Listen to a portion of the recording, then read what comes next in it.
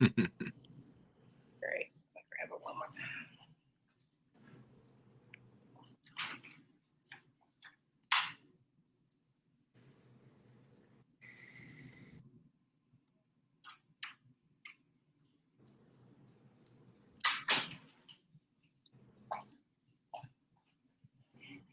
All right, we're gonna get started.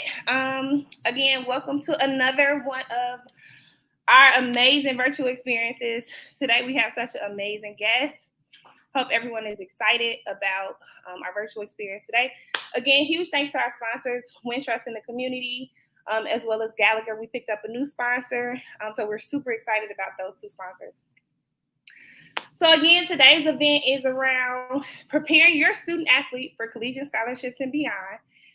We have a super amazing speaker today who I'm super excited about, Coach DeAndre Smith, who's the running back coach for the Indianapolis Colts, and also a former coach for the New York Giants, and then also Texas Tech. So he'll be able to tell a little bit about himself when he gets started. I always just like to start with who I am. Baseball mom. I'm also a Chicago public school principal, Dr. Camila Hanson. I have 4 degrees in education, and I am a Black and brown boy advocate. So KDT was really developed, and it was started in how do we support Black boys, specifically student athletes, to be extremely successful, specifically within sports. So we're going to go ahead and get started. Coach DeAndre Smith is actually at the NFL Combine, so I don't want to take a bunch of his time. But I first wanted you, Coach Smith, to go ahead and just introduce yourself. Tell us a little bit about who you are and some of the amazing things we're going to be able to experience today. All right. First of all, I appreciate you having me on. This is an honor. Obviously, we go back a few years, and it kind of speaks to the importance of building relationships and sustaining them and things like that throughout time. But I'm at the Combine, so I had a little time between interviews and things like that. And so this gives me an opportunity to sit down and visit with you all. But like you said, I'm with the Indianapolis Colts now. I've been here for about 9 days. Last season I coached with the New York Giants. So we had a great year, first year there. We're a playoff team, won a playoff game. Fortunately or unfortunately, we beat the Bears. So I might not be a fan in the Chicagoland area, but I'm excited about the opportunity to coach the running backs with the Indianapolis Colts. The head coach, Shane Steichen, is a really good friend of mine that I met back in 2008 when he was a graduate assistant. And again, he for all intents and purposes, he worked below me or for me, but I always treated him with the utmost respect because he was a smart guy.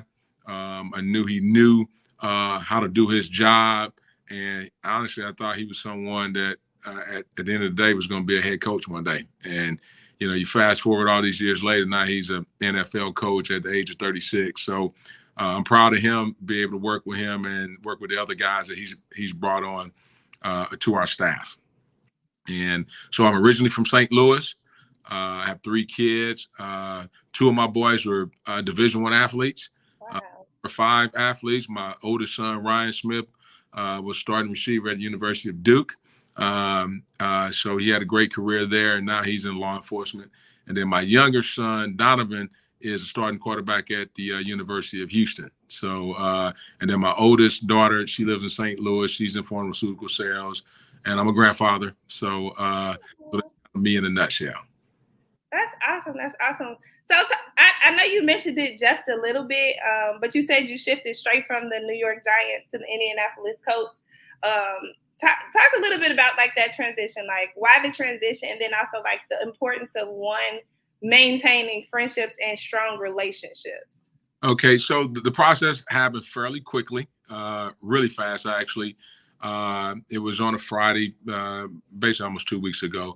And really, because of my relationship with our head coach, Shane, it was simply a call to say, hey, man, I would love to have you here coach my running backs. And in the NFL, when you're under contracts, you have to go through some, at least when you put in a request to interview a coach, it has to be a promotion some type of title from assistant head coach or coordinator, things like that. So we talked about me having the opportunity to be the assistant head coach as well as coach of running back. So really, once that was approved by the head coach with the New York Giants, and he's a great guy, and I explained to him being close to home and things like that, and our relationship that I had with Shane, that he would not block that opportunity for me. So I'm appreciative of that. And again, just speaking to just maintaining relationships. When he was a young guy, treated him with all kind of respect, seeing him as an equal. You never know. I always have the belief that you never know if you're working with an angel or not. So you want everybody the same way.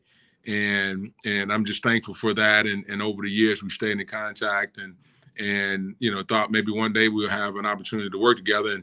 And it so happened to be with the Colts. Wow, that's awesome. That's awesome.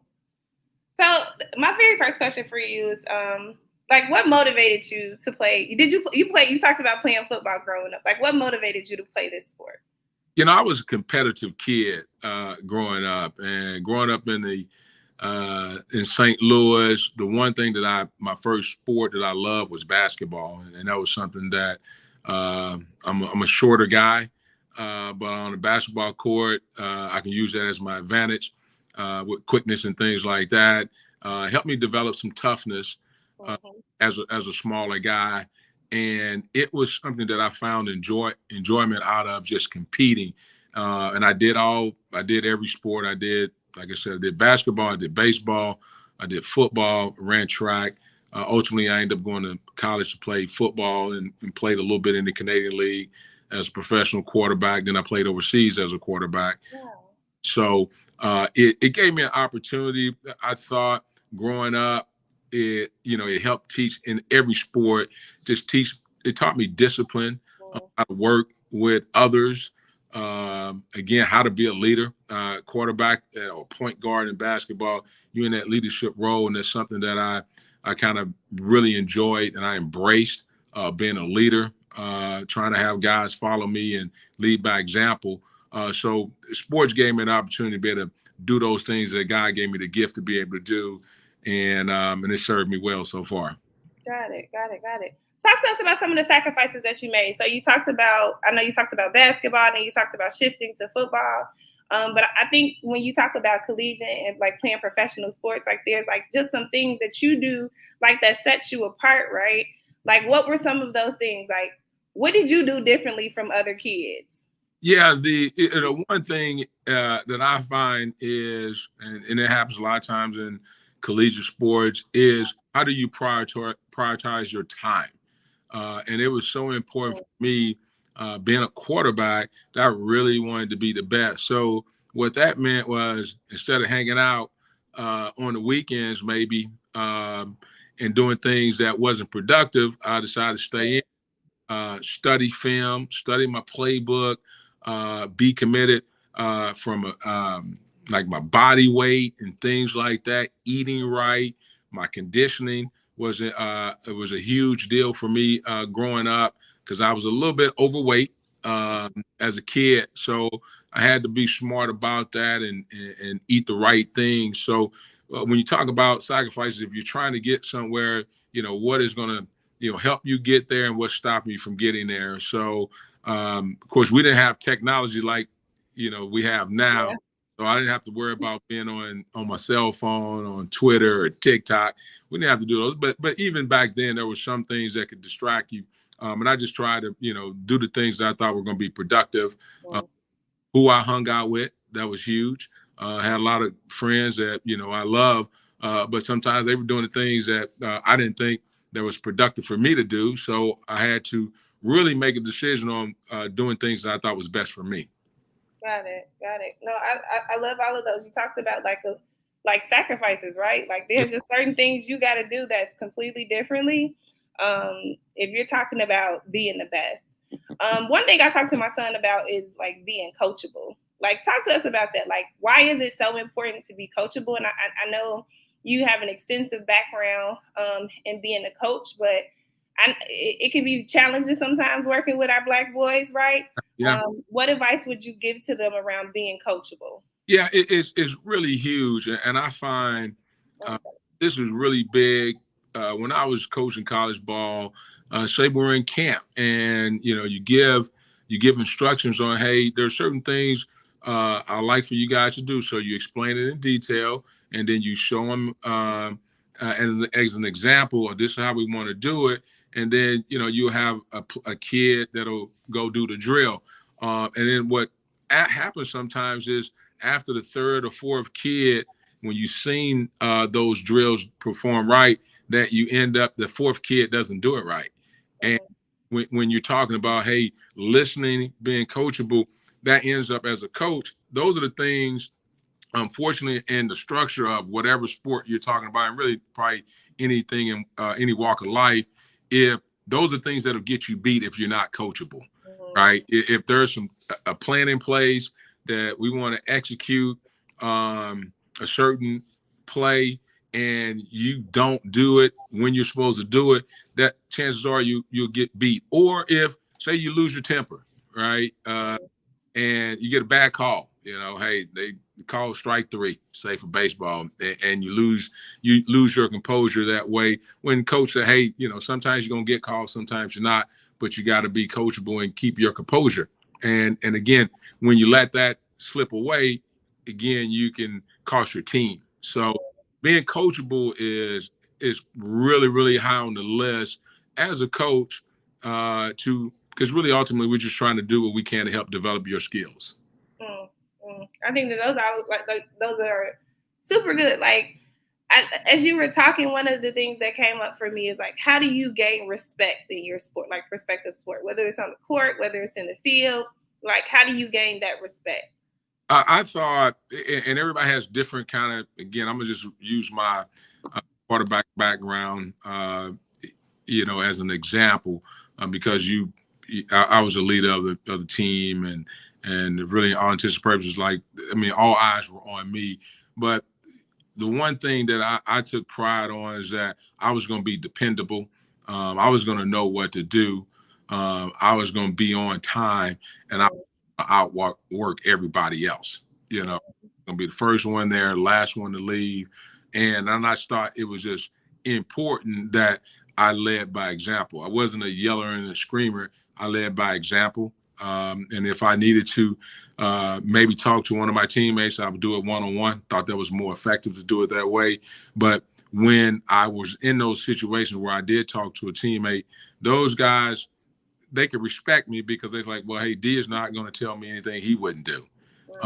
And that's when you can show your teammates that you're willing to do the exact same thing they're willing to do. They can depend on you. You're going to always be there. You're going to do the right things on and off the field. I think that's how you gain a lot of respect in a team sport, for sure.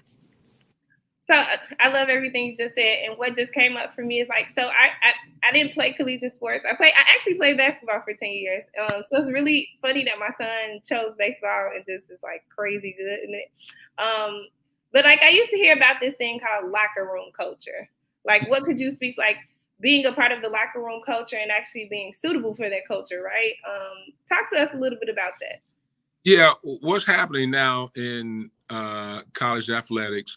You have this NIL situation going on, image and likeness, where kids can get paid name, image, and likeness. So what happens is when the locker room, number one, for players, that's their sanctuary. Okay, that's where they're going to spend time together. And you, as a coach, you want to separate kind of offices and then players having their locker room. So it's important that way. But what you find, if you have a bad culture, you'll have guys who go around the locker room. We call them locker room lawyers, for lack of a better word. And they're basically just finding another teammate when, hey, they don't agree with what the coach is doing. They don't agree with the game plan. And then they try to basically find a couple more teammates that kind of go along with that, where that particular player might have their own agenda, but a lot of times they might have influence in the locker room, and then you can divide the team. So it is extremely important that you have a great locker room culture. And then when you have guys that are discontent, usually, as coaches, you kind of know who those guys are, and you want to, in some kind of way, help them move on if that needs to be the case, or you try to sit down with that kid to help him be better and understand that will destroy a team faster than anything else. Wow. Wow. Well, thank you for clarity on that, because I always heard that and I'm just like, I don't understand it. Like, what is like, but it just sounds like, when you think about like being beyond like being in sports beyond high school and playing in college, like there's like so much pressure, right? Like you have to be integral and you have to maintain a good character on the field, outside the field. I almost feel like it's someone's always watching. My brother-in-law played in the NFL for like 10 plus years, and he would tell my nephews all the time, like, they went all the way back to middle school, like, and we're asking questions like, what was my character like? Who was I as a person?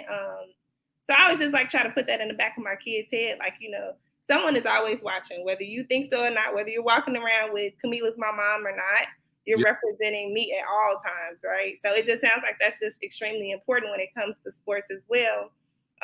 When we think about kids who are like trying to be recruited and play beyond high school. Absolutely. I have a former player of mine that I coached at Texas Tech, and he had a little incident while he was at Texas Tech, and he has an answer to that now. Now, thankfully, it wasn't anything major, but it was something that required explanation. And when he was a sophomore, freshman in college, that might have been considered where we're young, when you're young, make mistakes, but that never goes away. Yeah. If you don't have the ability to think down the road, if that's what you really want to do, and or how important it is to do the right things all the time. Now, years later, he's trying to live out his dream of playing in the National Football League. And his first response is just, well, I don't want to talk about it. Well, that's not NFL. That's not going to fly. You're going to have to step up and own whatever you did back in the past. But like what we're doing right now, you're trying to give as much information to all these young people to understand what you're doing now, even at a young age. It can affect you down the road if that's what you really want to do. And I get peer pressure and things like that happen, but it is important that your character is always on display. Okay. What you're doing, in front of everybody, or what people can't see behind the scenes. Again, that is shaping who you are as a person. And it's important to always do the right things every chance you get, because, again, you just never know when that decision that you made that was a second decision could come back and really affect you. Got it. I had a quick question for you. So thinking about you've done recruiting at multiple levels now, right? Yep. What type of kid would you be looking for? So talk to us about like what's your recruiting mindset when it came to like when I'm looking for in a kid that's coming to my prospective school, but now like you're in the big leagues, right? Like what type of player am I looking for? Like what are some of the characteristics that you were looking for in recruiting? The one thing that was always kind of important, I always wanted smart, tough, and dependable kids. And usually, I would talk to, say, younger coaches, and I'll answer that question in a second. But basically, when I try to get to know a younger coach who would ask me for advice and say they coach running backs, and I would just ask a simple question. I said, hey, what do you think are the traits and the characteristics of a good running back coach? And what happens 100% of the time, what they end up saying is all the characteristics of who they think they are, right? So what happens is when I get that answer, I know who I'm dealing with. So when you're talking, hey, as a running back coach, I think, a guy needs to be smart, needs to be tough, he needs to be dependable, he needs to be a hard worker. And when I go down the list, I say, oh, man, I'm just talking about myself, right? And usually that's a quick way to find out about anyone who you're dealing with. You at least when they give the answer where they think they're talking about, say, the actual position, but they're really describing themselves. So when I go and recruit kids now, I think I have the luxury of being able to, because where I grew up and have a wide range of perspectives on things that kids go through. I have the ability to ultimately know if that kid is a really good kid, that kid is a smart kid, maybe academically. And when he's a freshman, he didn't take it as serious, but that didn't say he wasn't a smart kid. So I have the ability to be able to do that. But I do know when you're trying to play at that next level, being smart, if you play in a running back position, you got to be tough. And then ultimately, I need to depend on you. Okay, when you're not in the facility, when you're at home and on summer break, that you're always doing the right things. I like to go in and talk to the counselor. Wow, that's good. That's good. Tell me about this kid. I like to go, if I go to the front desk, hey, tell me about this kid. Or if I'm in the cafeteria, hey, tell me about this kid. And what happens is all those people that touch that young man's life, they can have an opinion on that kid. And nowadays, you really just can't be super good. Yeah. You have to have these other qualities because they're going to come into play as you keep moving up in whatever sport you're talking about. No, that's good. So it's more than just being a good athlete. It's being a good person overall. No doubt. And when it's all said and done, especially being a college coach, my responsibility as a coach was to help make sure these kids got a degree. I know whatever aspirations they have as far as professional level. I just know it's a small number that do make it. Yeah. But if nothing else, if you go to school and you understand how important that degree is, and you with people that are stressing that as opposed to always talking about, hey, we're going to help you get to the NFL. Those are the kind of kids I try to make sure they understood. Hey, ultimately, this is why you're here. Yeah. It's a degree. And if nothing else, that is something that can still change your life circumstances. If you have a degree, and I try to just let kids understand too, like your heroes or the people that you respect are people that you see every day, not the guy I just coached with the Giants, Saquon Barkley. I get to see Saquon Barkley. A lot of people won't be able to go reach out and touch him, but they can reach out and touch you, Doc, and like you be their inspiration. Raising a family, having a great job, being able to do all the things that you want to be able to do. That's success for me. And I try to make sure that I relay to the young men I get a chance to recruit. I'm glad you brought that up, Coach Smith, because I think that's the work that I do in the community. It really is around like, okay, I want to get you a collegiate scholarship. I want to get you to college, right? In professional sports, could possibly, like you said, you don't see a high percentage make it, right? That's in all, in all ethnicities. But the biggest piece is obtaining that degree, like being able to walk away, one, for free. Like, let's talk about for free, because I can tell you how much I have in student loans. I can buy a house. Right. But being able to obtain that scholarship and that opportunity to go away, to leave your neighborhood, to just have a better life and change the trajectory of your family's life is something that's so huge for me. So I feel like that's like what it's all about. Oh, there's no question. If the one thing I'm absolutely proud of, when I got my degree, and I went to a little small school in Springfield, Missouri. At the time, it was called Southwest Missouri State. Now it's called Missouri State. But I was the first person in my family to get a degree. Okay, in 1990. So that was something that was huge, and ultimately. When I talk about the brief career I had in the Canadian Football League, and I played over in France, that wasn't enough that was going to sustain me, or I was going to be set for life. Yeah. That is, and the statistics show if you make it to the NFL, for instance, it might be 2 years, 3 at the most, but that means that you still played under your first contract.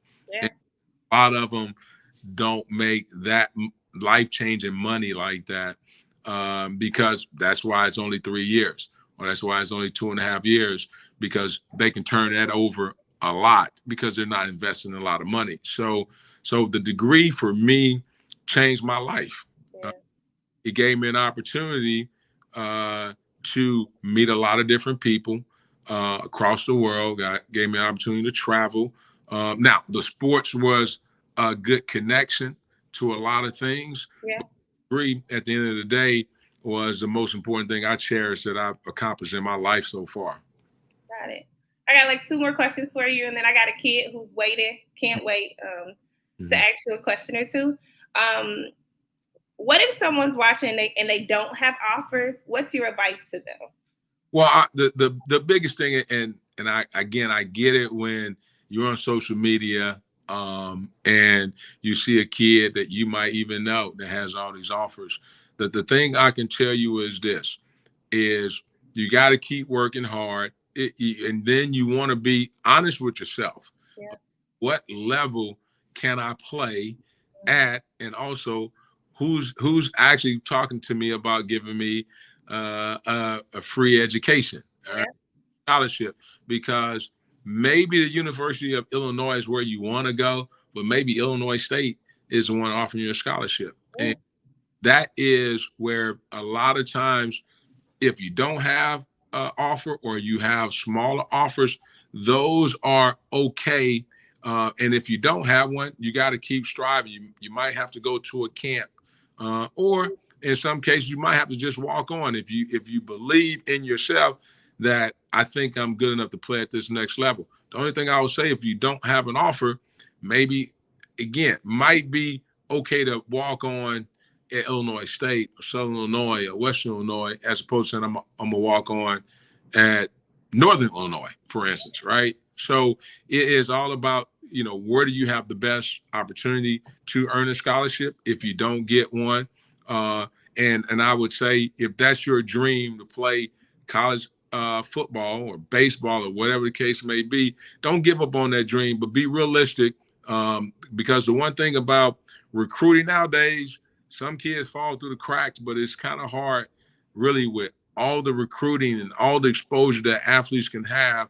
That if some people don't think you're a good fit for what they want to do, that's okay. But really find a place that where you think you can go compete and earn a scholarship, and really ultimately, and if you don't, but you end up still going to school, that's still a win-win for you. Yeah, no, I love that. So just one last thing, Coach Smith, like as you wrap up, like what's one of your biggest takeaways, or if you could tell your younger self something, that you know now, what's something that you want to share with our student athletes, just like as a last final remark? Well, I guess for me, I wish I would have fostered a little bit more relationships with my teammates. I was so locked in on just absolutely being the best. That's all I was obsessed with. And I missed some of the relationships because I was so driven. And a lot of times, if you were not kind of on my level, I had a hard time really spending a lot of time with people like that. So I wish I would have cherished that more, because life is too short. Yeah. And I hate that I think I might have missed out on a couple of relationships early on. Now, the older I've gotten, and you circle back and you meet friends or former teammates, and we end up being cool. But if I could do it all over again, I would have cherished that, and not be so anti anybody that was trying to take it to the next level. Got it. No, I think that's really great advice. So I'm gonna bring in actually one of my kids who just went through my SAT workshop.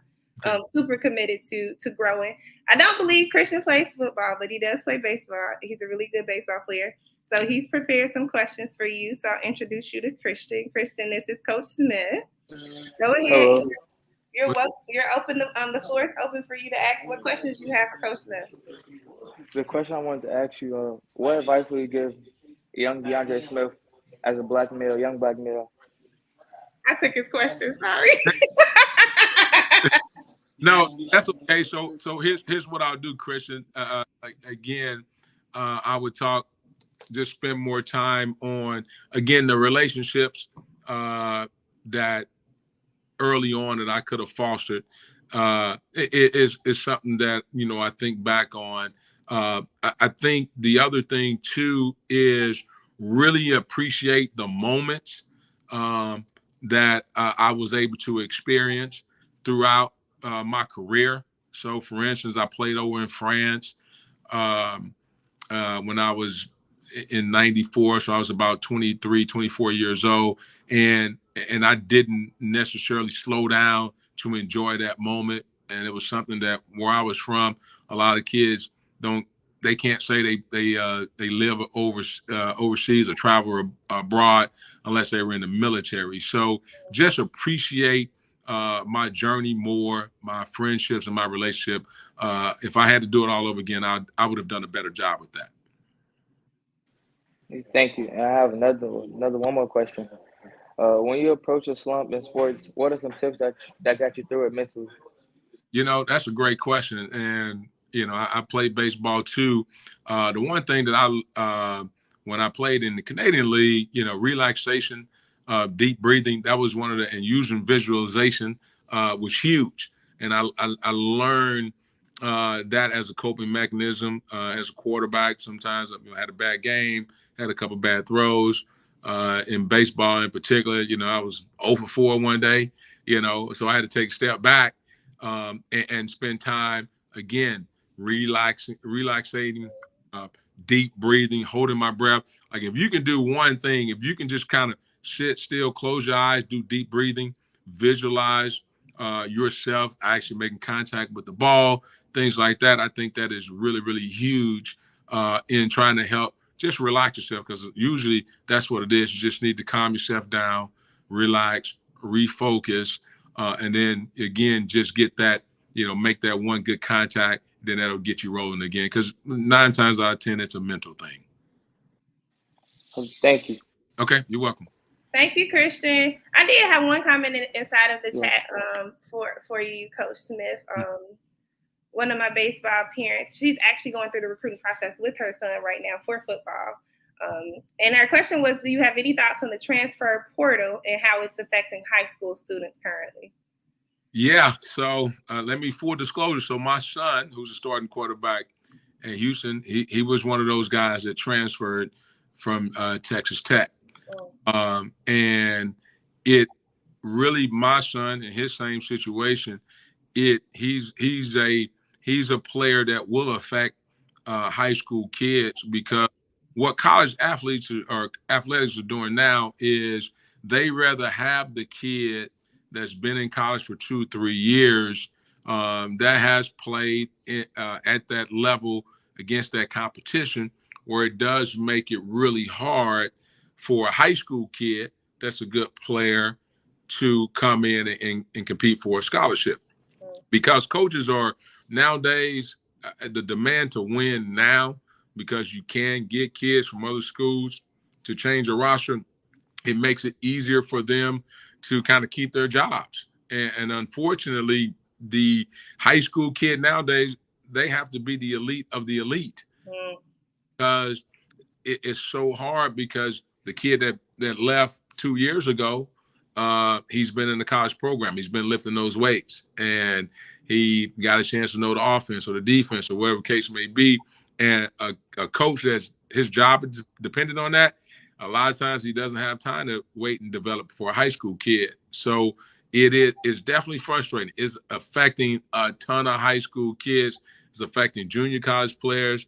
And I think that at some point they're going to have to relook at, and I don't know when they'll do it, how it all works. Because the flip side to it is transfer portal has not helped a lot of kids in college. They're transferring just to transfer. A lot of times they don't improve their situation. And so that has, over the last few years, studies have shown that that's not the end all be all to just take a kid because he was in college already. It's still something to be said about a high school kid you can develop. Again, in the recruiting process, if there is a school, if you're a high school player and they are really showing interest, those are the schools that you need to really, really focus on and concentrate on trying to figure out, hey, how we can make this thing work together. That was new learning for me, like learning about the transfer portal and how and so that was something that came from the pandemic, right? Yeah, and they've had over the years with college coaches taking jobs and they're recruiting kids and they can college coaches, we can all move freely, but kids got stuck. Yeah. It's a byproduct of just over the years seeing that wasn't a fair situation for the athlete. And so legislation came along with the name, image, and likeness to just make this, have athletes have a little bit more control over their careers. But they didn't realize that every year you're going to have thousands of kids transferring. Yeah.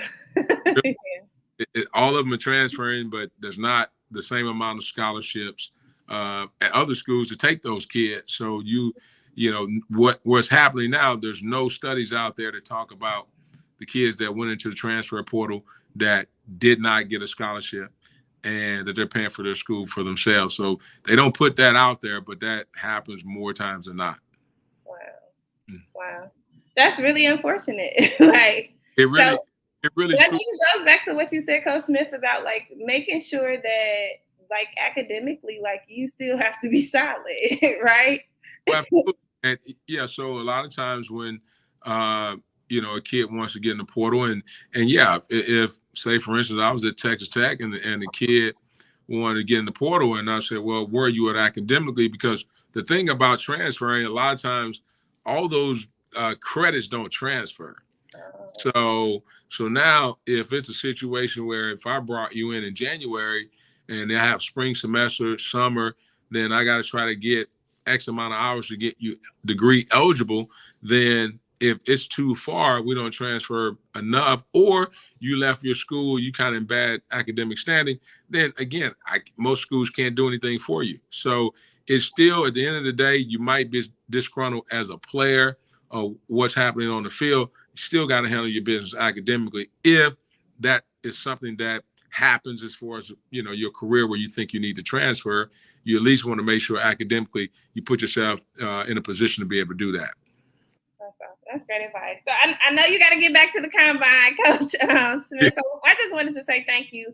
I will say this about Coach Smith. He's super dedicated about what he does. We actually met through a situation where he was showing how dedicated he was about helping Black boys.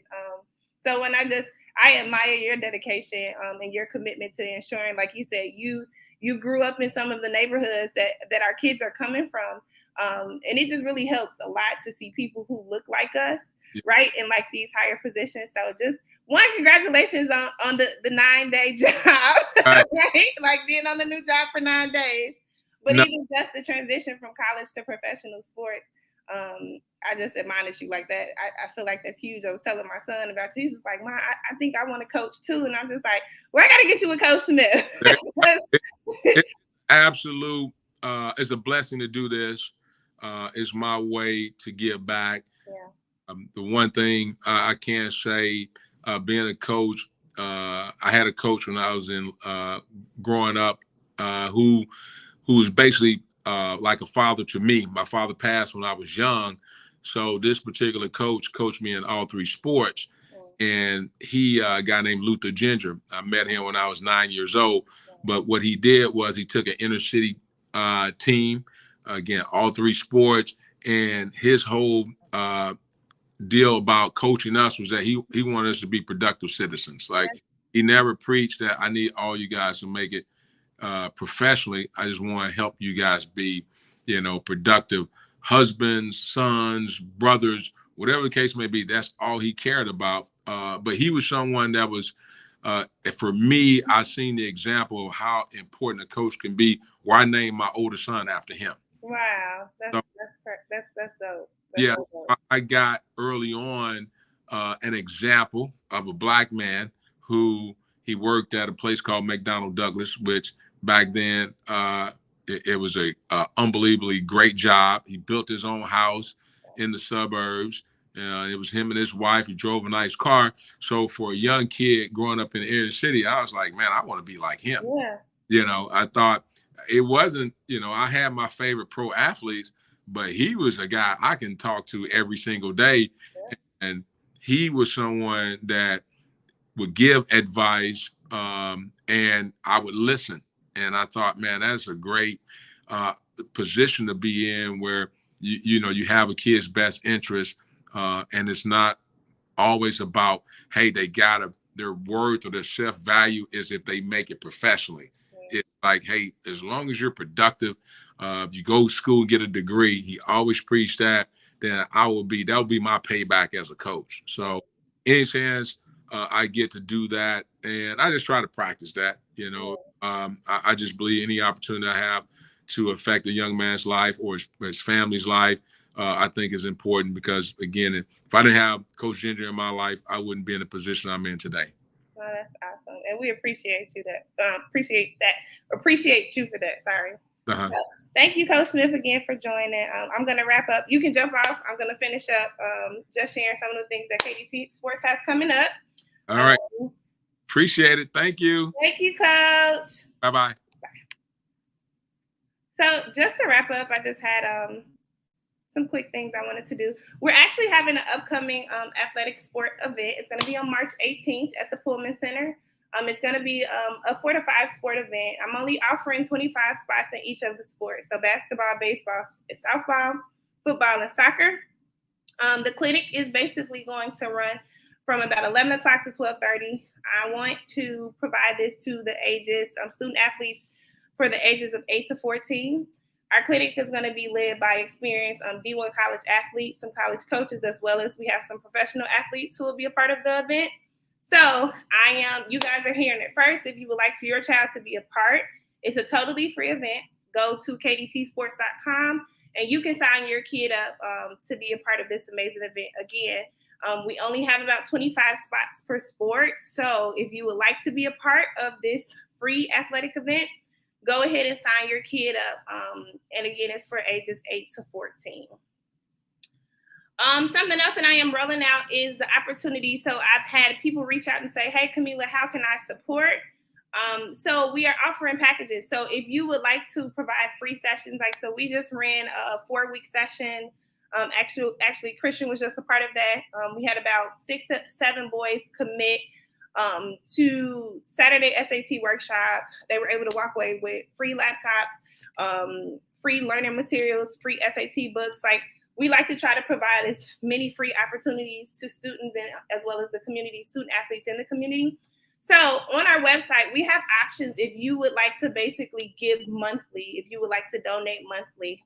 We are a 501c3, tax exempt, and we're federally recognized. So you definitely could use this basically for exemptions for in the following year. So here are just some of the packages that we have. If you wanted to do $25 a month, that provides a free session for one student athlete, whether it's academic or athletic. Again, we try to keep our sessions as well as our clinics and our workshops free for our kids who can't afford them. So here's an opportunity for you to donate as well as to give. I skipped that part. Again, the last thing, if you're thinking about you want to donate, I just gave you some subscription options. You can always donate directly at our website. Our Giving Tuesday website is still up. You can text us, KDT Sports Give to 44321. And then you can always just donate at our website under kdtsports.com/donate. But again, follow us at KDT Sports LLC on Instagram, KDT Sports on Facebook, and kdtsports.com. Thank you guys so much for joining in with us today.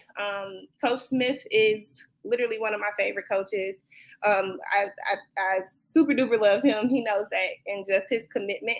But I want to continue bringing people in front of our Black and our brown boys to be able to see that it is possible to obtain collegiate scholarships. And if professional sports is something that they want to do, we have to continue providing access and equity. And that is what KDT Sports was basically founded for and built on. So you guys, again, thank you for joining us tonight. We will have another experience again. Please sign up for our event on the 18th. And just come and check us out and see some of the great things that we have going on. Everybody have a great night, and make sure you go and follow us.